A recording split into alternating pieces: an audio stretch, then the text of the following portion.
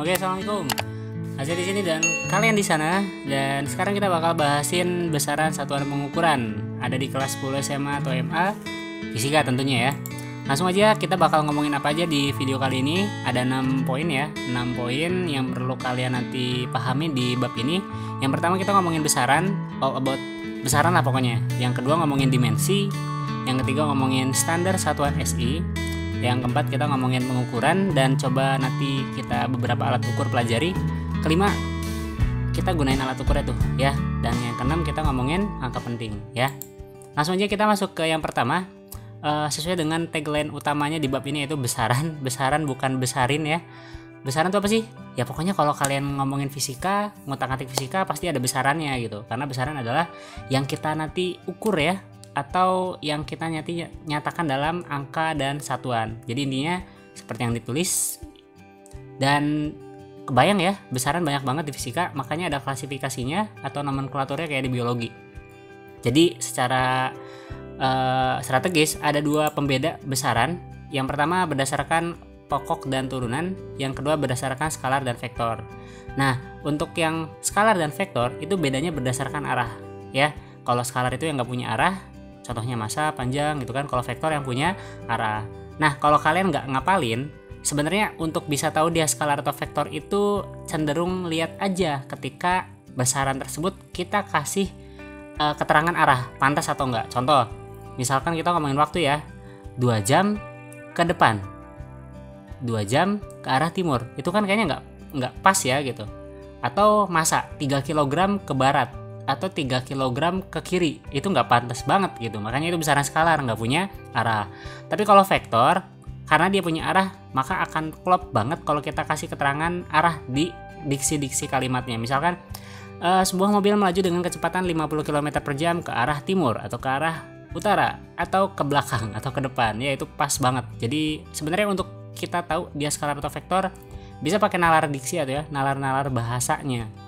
Nah, sekarang kalau misalkan besaran fisika yang dibagi berdasarkan pokok dan turunan, maka kita mau nggak mau harus ngapalin. Tapi tenang ya, kita cukup ngapalin besaran pokok karena cuma 7 biji ya. Untuk turunan berarti yang besaran di luar besaran pokok seperti itu ya. Kita coba bahas lebih dalam besaran pokok ya. Ada apa aja yang 7 tuh? Ada panjang, massa, waktu, kuat arus listrik, suhu, intensitas cahaya, dan jumlah zat ya. Nah, selain kita ngomongin besaran pokok yang 7 kita mesti hafal, jangan lupa kita juga hafalin satuan standarnya ya, atau satuan SI-nya secara internasional ya. Jadi ini udah saya tampilkan tabelnya ya. Kenapa penting banget kita hafal satuannya? Karena banyak banget satuan dan wajib hafal dong, minimal adalah satuan SI ya. Minimalnya lagi adalah satuan di besaran pokok. Satuan sendiri adalah sesuatu yang menyatakan ukuran suatu besaran. Jadi kalau tanpa satuan kita ngomongin besaran tuh nothing ya, nggak jelas gitu. Misalkan itu tinggi 150. Emang iya tinggi 150? Coba 150 cm. Kayak biasa aja deh. Coba kalau 150 meter, tinggi banget gitu. Makanya antara sentimeter sama meter itu kan satuan yang akan menyatakan ukuran suatu besaran ya, seperti itu. Nah, tadi selain besaran pokok kan ada besaran turunan juga nih. Intinya sih besaran yang satuannya diturunkan dari besaran pokok. Jadi simpelnya kalau kita lihat satuannya itu terdiri dari satuan-satuan besaran pokok, maka bisa dibilang besaran yang kita tahu satuannya tadi adalah bagian dari satuan besaran pokok, yaitu besaran turunan gitu. Ya simpelnya tadi ya, di luar yang 7 besaran pokok maka itu adalah besaran turunan.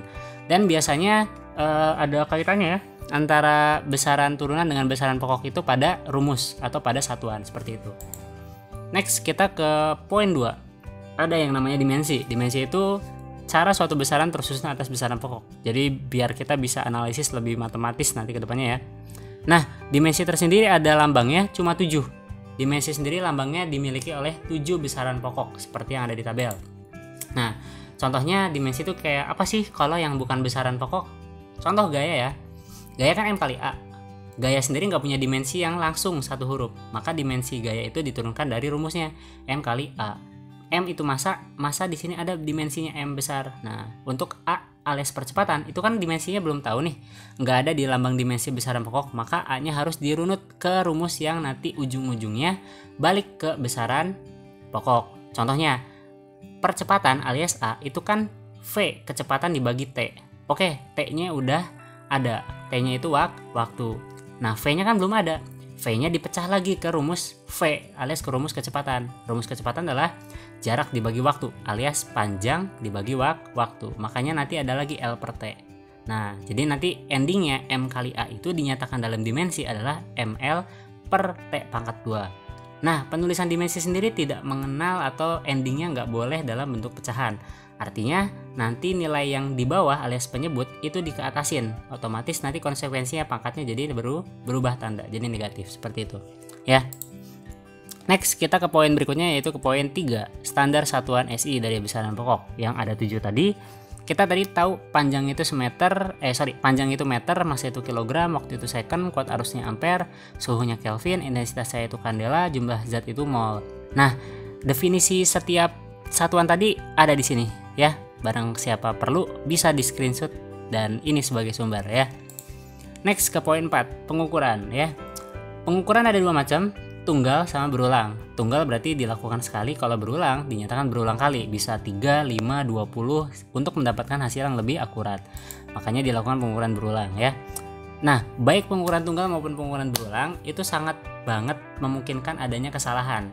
Dan secara sistematis saya berikan 5 hal yang bisa jadi sumber kesalahan ya, seperti itu.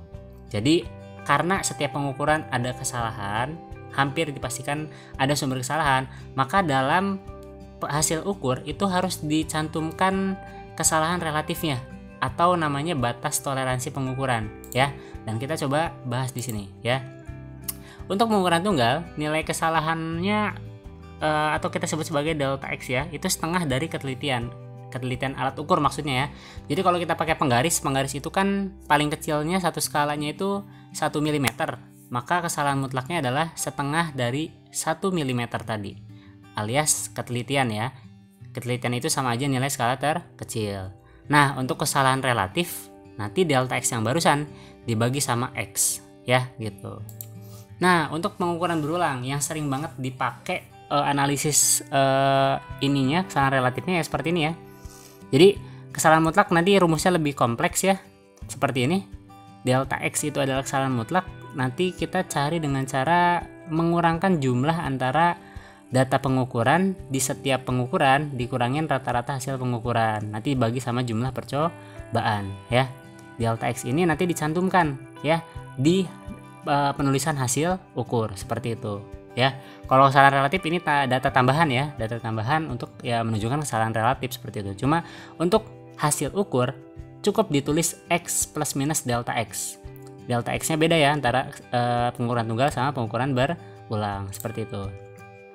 Next ke poin 5, ada penggunaan alat ukur yang kita coba pilih salah 2 salah 3 yang cara bacanya harus saya terangin ya. Karena kalau cara baca penggaris saya rasa dari SD udah diajarin gitu-gitu aja. Nah, berhubung SMP mungkin udah lupa atau sempat nggak tahu, maka kita coba bahas jangka sorong. Jangka sorong sendiri adalah alat ukur panjang yang ketelitiannya itu sampai 0,01 cm. Kalau penggaris tadi 0,1 cm alias 1 mili. Nah, sekarang kalau jangka sorong lebih teliti dong gitu. Ya, jadi apa-apa yang sulit untuk diukur dengan penggaris maka pas banget bisa diukur dengan jangka sorong seperti itu. Ya, jadi intinya jangka sorong ada dua tipe, ada 2 skala ya, skala yang di atas sama yang di bawah. Skala yang di atas ini namanya skala utama, skala yang di bawah ini namanya skala Nonius yang bisa digeser-geser. Dan intinya gimana cara ngebacanya atau nulisin hasil ukurnya? Kita coba tulis satu-satu, skala utamanya berapa, skala Noniusnya berapa ya. Di gambar ini skala utama itu bisa kita ketahui dari skala yang di sebelah kiri titik 0 skala Nonius. Jadi kalau ini skala 0 Nonius, maka skala di sebelah kirinya yang paling dekat adalah si ini nih. Ini adalah 3,1. Makanya di sini ditulis 3,1. Untuk skala Nonius katanya skala yang berimpit dengan skala utama nih. Maka lihat Nonius yang di bawah ini belum berimpit. Ini juga belum berimpit, si 2 ini juga belum berimpit. Nah, ini 7 lihat berimpit alias segaris dengan skala utama. Maka skala Nonius yang ditunjukkan oleh hasil ukur ini adalah 7. Tapi untuk penulisan di sini jangan lupa skala Nonius itu dibagi 100 ya. Dibagi 100 berarti 7 per 100 0,07. Setelah dijumlah dapatlah 3,17. Nah, delta X-nya tadi adalah kesalahannya atau ketidakpastiannya ya. Ketidakpastiannya dapat dari setengah nilai skala terkecil. Ceritanya ini pengukuran tunggal ya. Jadi nilai skala terkecilnya tadi 0,01 dibagi 2 jadi 0,05 seperti itu ya. Pilek nih. Yang kedua, kita coba breakdown gimana cara pakai atau ngebaca hasil ukur dari micrometer screw. FYI micrometer screw lebih teliti loh daripada jangka sorong. Kalau jangka sorong tadi 0,1 mili, sekarang dia 0,01 mm ketelitiannya. Alias skala paling kecilnya itu segini ya. Kalau dibikin senti, wah nolnya jadi tambah banyak ya gitu. Nah, intinya skala pada micrometer screw tuh sama, ada utama, ada nonius, sama kayak jangka sorong tadi. Bedanya skala utamanya di sebelah kiri, skala noniusnya di sebelah kanan. Yang bisa digeser-geser tetap ya nonius ya. Tapi bukan digeser sebenarnya, tapi diputer, di skrup ya gitu. Makanya micrometer screw namanya. Jadi bedanya di situ doang sama jangka sorong, beda di ketelitian, sama beda di letak skala utama, skala noniusnya. Nah, cara bacanya gini ceritanya. Kita tulisin dulu skala utamanya berapa, skala noniusnya berapa, nanti tinggal dijumlah. Nah, skala utama sendiri adalah skala terpanjang yang masih dapat terbaca. Nah, ceritanya skala yang si utama itu kan ini 0, ini setengah, ini 1, 1,5, 2, 2,5, 3, 3,5. Udah, yang paling panjangnya 3,5, mentok di 3,5. Berarti kita tulis nih 3,5 mm. Nah, untuk skala noniusnya sendiri adalah skala di sebelah sini yang segaris dengan skala utama. Jadi kalau ini 37, taunya dari mana? Ini ada angka 35, berarti di sini 36, di sini 37. Berarti 37 adalah skala yang segaris dengan skala utama. Dan jangan lupa skala nonius tadi dibagi 100. Jadi 37 dibagi 100 0,37. Dan hasilnya sama, harus kita tulis dengan plus minus delta X atau kesalahan ketidakpastian ya. Dari mana? Kalau ini ceritanya pengukuran berulang, jadi dari setengah nilai skala terkecil. Setengahnya 0,01 mili adalah 0,005 mm. Penekanan ya, tadi di jangka sorong hasil akhirnya kita dalam sentimeter, kalau di micrometer screw dalam milimeter, seperti itu. Yuk lanjut, kita ke alat ukur massa. Kita punya alat ukur neraca Ohaus, neraca ya bukan neraka. Nah, neraca Ohaus itu sama aja neraca lengan, bentuknya kurang lebih seperti ini. Ketelitiannya 0,01 gram, terdiri dari ini nih, beban geser, yang kalau misalkan kita mau ukur di sebelah sini, maka nanti timpang nih sebelah sininya. Biar kita bisa baca hasil ukur, maka kita geser-geser beban gesernya sampai nanti item-item ini segaris dengan yang sebelah sini. Nanti ini ada garis ya, garis indikator bahwasanya sudah segaris. Kalau segaris berarti seimbang, dan nanti beban gesernya itu menunjukkan angka ditambah angka yang di atas ditambah angka yang di atas. Sesimpel itu ya. Nah, berikutnya alat ukur waktu yaitu stopwatch. Jangan salah kaprah, kalau jam itu nggak bisa disebut alat ukur waktu ya. Kalau jam itu entah jam tangan atau jam dinding, itu cuma penunjuk waktu ya. Kalau alat ukur waktu ya stopwatch, bisa analog bisa digital. Tentunya lebih presisi yang digital ya. Kalau analog mah cuma bisa sampai 1 sekon doang. Tapi kalau digital kita suka ngelihat di belakang 1 detik tuh ada 00 yang ngebut banget. Nah, itu ketelitiannya sampai segitu kecilnya ya yang digital. Next, terakhir kita ke angka penting. Jadi kalau kita tadi hasil ukur, kita melakukan pengukuran pakai alat ukur dan dapat angka dari pengukuran tersebut, maka angkanya disebut angka penting ya. Jadi angka penting sendiri adalah angka yang dihasilkan dari hasil pengukuran. Contoh, kita mengukur 8,9. Nah, nanti ada istilah ya. 8-nya itu angka pasti, 9-nya angka taksiran. Dan 8,9 tadi adalah angka penting ya. Ada aturannya loh ya. Kapan suatu angka itu dihitung sebagai angka penting atau enggak. Nah, contoh, kita dapat hasil pengukuran 3,21, berarti 3 angka penting ya. Nah, sekarang kalau ada 0 terperangkap di depan dan di belakangnya angka, maka katanya termasuk angka penting juga gitu. Ini perlu saya tegaskan karena nanti ada juga yang semacam seperti ini. Ketika ada angka 0 tapi nggak diapit sama angka, maka 0-nya jangan sampai dibuang. Karena 0 ini masih juga termasuk angka penting. Ini 9,0 2 angka penting loh. Walaupun ini 0, ini 9, kan bisa kita katakan sebagai 9. Tapi tetap angka pentingnya ada 2. Makanya kita sebutnya sebagai 9,0, nggak boleh 9 doang ya. Nah, beda kasusnya dengan ini nih. Kalau 0-nya di sebelah kiri angka, maka 0-nya bukan termasuk angka penting ya. Jadi kalau 0,1 itu cuma 1, 0,0088 itu cuma 2 loh angka pentingnya. Cuma 8 sama 8 ini aja. Ingat, 0 yang di sebelah kiri angka itu nggak masuk angka penting. Tapi kalau 0 yang di sebelah kanan angka alias di sebelah kanan koma termasuk angka penting ya. Oke, lanjut. Katanya aturan terakhir gini. Kalau kita punya bilangan yang ribuan, ratusan ribu gitu, katanya 0-nya nggak masuk loh, nggak masuk angka penting. Contoh ini 22.400. 0 yang ini nggak masuk angka penting, cuma 224-nya aja yang angka penting, yaitu ada 3 dong berarti ya. Tapi kalau misalkan nanti ada underline-nya, maka dari underline ke depan itu dihitung semua angka penting. Ulangi. Kalau yang aturan pertama 22.400 itu kan 3 angka penting. Nah, kalau di sini kenapa jadi 4 angka penting? Karena di bawah 0-nya ada underline. Artinya di request nih 0 ini termasuk angka penting. Jadi seperti itu aturannya ya. Itu baru angka penting yang sifatnya ya dari angka penting ada berapa sih angka pentingnya gitu. Sekarang kalau angka pentingnya dioperasikan ya. Pertama operasi penjumlahan dan pengurangan ya. Kalau dijumlah atau dikurang, maka hasil angka pentingnya itu harus sebanyak angka penting. Kalau kita menjumlah atau mengurang, intinya adalah endingnya angka taksirannya hanya boleh 1 ya. Oke. Boleh 1 angka taksiran ya. Jadi kalau 24,32 ini kan ada 2 angka taksiran, maka angka penting yang boleh ditulis cuma sampai 3 doang, alias cuma 3 angka penting, walaupun tadinya 4 angka penting. Seperti itu. Jadi nanti kalau seperti ini pembulatan ya. Kalau 2 dibuang, kalau 5 naik ke depan jadi 8. Oke, berikutnya aturan perkalian dan pembagian. Nah, kalau perkalian atau pembagian, intinya endingnya harus dibuat angka pentingnya itu sejumlah dari yang paling sedikit jumlah angka penting komponen perkalian atau pembagiannya. Contoh 12,2 dikali 3,5. Ini kan 3 angka penting, yang ini 2 angka penting. Maka endingnya harus 2 angka penting. Alias 3 sama 2 kan lebih sedikit 2. Maka hasilnya itu harus 2 angka penting.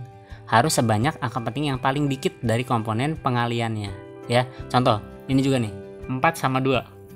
Ya nanti endingnya harus tinggal 2 angka penting doang gitu ya. Walaupun di sini hasil pembagian itu 213,6666 gitu ya. Maka harus dibulatkan menjadi 2 angka penting saja seperti ini. Ini pun sama nih. Ini dibagi ini 0,2. Karena 0,2 itu cuma 1 angka penting, sedangkan di sini 3 sama 2 kan berarti harus dibikin jadi 2 angka penting nih akhirnya. Maka 0,2 ditambahin 0 di belakangnya. Jadilah 2 angka penting ya gitu. Oke, lanjut. Katanya ada lagi aturan angka penting untuk operasi pemangkatan dan penarikan akar ya. Ini cerita di pangkat ini 2,5 tuh 2 angka penting ya. Kalau dikuadratin jadi 3 angka penting, tapi endingnya harus dibuat jadi 2 angka penting. Kenapa? Ngikut dari si yang dipangkatinnya. Yang dipangkatin itu 2 angka penting, hasilnya juga harus jadi 2 angka penting. Contoh yang ini, akar 225. Awalnya 3 angka penting, maka hasilnya juga harus dibuat 3 angka penting gitu. Walaupun akar 225 kan 15. 15 itu 2 angka penting. Tambahin 0 biar jadi 3 angka penting. Karena jumlah angka pentingnya harus sama dengan yang tadi dioperasikan. Seperti itu ya. Nah, kemudian operasi perkalian dengan bilangan eksak. Bilangan eksak itu ya bilangan konstanta. 4 misalkan atau 3 terserah. Pokoknya ini bukan hasil ukur, yang ini hasil ukur gitu. Nah, gini jadi kalau kita coba kaliin 1,25 kali 4 itu kan hasilnya 5 bulat ya. Tapi harus dibikin jadi 3 angka penting. Kenapa? Karena hasil dari perkalian dan pembagian dengan bilangan eksak harus sejumlah angka penting dari bilangan angka pentingnya gitu. Ini bilangannya 3 angka penting, yang ini 1. Maka endingnya harus 3 dong. Karena awalnya bilangan angka pentingnya 3 angka penting. Kalaupun hasilnya enggak 3 angka penting, dibuat jadi 3 angka penting, tinggal ditambahin 0,00 seperti itu ya. Lanjut. Nah, tadi dalam dalam membuat hasil akhirnya jadi sesuai dengan kaidah angka penting, sangat memungkinkan adanya aturan pembulatan. adanya pembulatan, dan pembulatan itu ada aturannya ya. Pertama, kalau ada koma atau nilai yang mau dibulatkan lebih dari 5, maka dibulatkan ke atas. Nih 6,38. 8-nya mau dibulatin. 8 itu kan lebih dari 5, maka jadi ke depan, alias 6,38 itu jadi 6,4. Tapi kalau yang angka dibulatinnya itu kurang dari 5, misalkan 4, 4-nya dibuang, alias dibulatkan ke bawah. 8,34 jadi 8,3 doang. 4-nya dibuang ya, karena 4 itu kurang dari 5. Tadi kurang dari 5 atau lebih dari 5. Lah kalau nanti nilainya 5 gimana dong gitu. Misal 4,25. Nah intinya gini, kalau di depan angka 5-nya itu genap, maka angka 5-nya dibuang, alias dibulatkan ke bawah. Tapi kalau di depan angka 5-nya adalah ganjil, 5 ini kan ganjil ya, maka nanti dibulatkan ke atas, alias naik ke depan jadi 5,6. Ulang, kalau di depan angka 5-nya itu genap dibuang, kalau di depan angka 5-nya ganjil maka dinaikkan ya, gitu. Next, selain pembulatan ada juga yang namanya notasi ilmiah, aturan untuk penulisan biar kita ngitungnya makin enak. Intinya sih notasi ilmiah itu bilangan pokok yang dikalikan dengan 10 pangkat ya. Maka contohnya seperti ini nih. Berabe banget kalau kita nanti mau ngitung 0,0000000 kalau dibikin di Google Text, lucu ya. Jadi berabe banget kalau ngitungnya manual pakai 0, gini, makanya dibuat dulu jadi notasi ilmiah. Caranya bikin bilangan pokoknya itu jadi satuan. Ini 257 dibikin jadi satuan 2,57 ya. Maka 2,57 itu kita kan komain di sini. Maka dari koma ini kita hitung bilangan ke depan. 1 2 3 4 5 6 7 8. Nah, ada 8 menuju koma. Kalau menuju koma maka jadi pangkat negatif. Negatifnya berapa? 8. Karena dari koma sini menuju ke koma yang ini ada 8 angka. Jadi pakainya minus 8 tuh si 10-nya gitu. Nah tadi kan 0, mau dibikin jadi satuan. Sekarang ceritanya angka gede mau dibikin jadi satuan. Misalkan nih 965.300, kita bikin jadi satuan. Otomatis satuannya 9, ya 9,65300. Berarti koma di sini kita hitung ke kanan. Setelah komanya ada 1 2 3 4 5. Ada 5 angka. Berarti nanti pangkatnya pangkat 5 positif. Karena ini ceritanya tabungan, dari gede jadi kecil berarti punya tabungan. Ini dari kecil mau dijadiin gede maka punya hutang atau pinjaman, berarti negatif ya gitu. Nanti kalau kita udah punya bilangan dalam bentuk notasi ilmiah ini, kita kalau mau bikin operasi perkalian atau pembagian itu lebih relatif mudah dan teliti ya. Sangat disarankan bagi yang ini belum bisa sampai sekarang, karena SMP harusnya udah bisa, wajib bisa sekarang karena bakal membantu banget teman-teman untuk motret angka-angka yang keriting seperti ini ya gitu. Oke, cukup 6 poin ini dulu di bab yang pertama. Terima kasih, kalau berkenan like, komen, dan subscribe, dan kita bakal jumpa lagi di bahasin bab berikutnya. Makanya stay tune, lonceng diaktifin. Terima kasih ya.